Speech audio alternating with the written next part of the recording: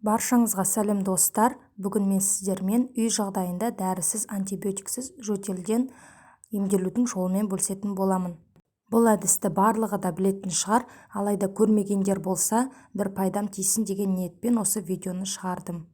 Жөтел басталмай тұрып, ең алғашқы күндері мұрнымыз бітеліп, тамағымыз ауыратыны бәрімізге де белгілі.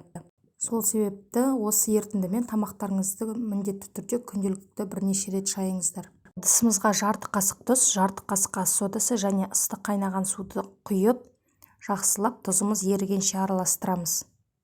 Және осы ерітінді жылыған соң, күніне міндетті түрде ерінбей 7-8 рет тамақтарыңызды шайыңыздар. Және күнделікті сұйық тағам, жылы су, компот секілді сұйықтықтарды көп ішу керек.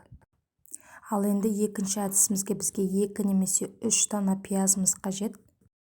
Олай болса, ең бірінші пияздарымызды ұсақ етіп турап аламыз. Бұндағы біздің пиязымыздың құрамында фетоцит деген нәрсе болады, сол су болып бөлініп шығады. Және беті тығыз жабылатын контейнердің ішіне саламыз. Содан кейін 1 немесе 2 шай қасық қант саласыздар.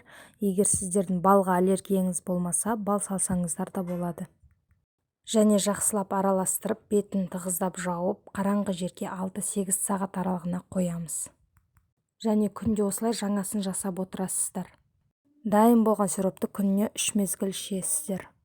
Бұл әдісті жөтел ең алғаш басталғанда пайдалансаңыздар, алғашқы 2-3 күн уақыт аралығында жақсы нәтиже береді.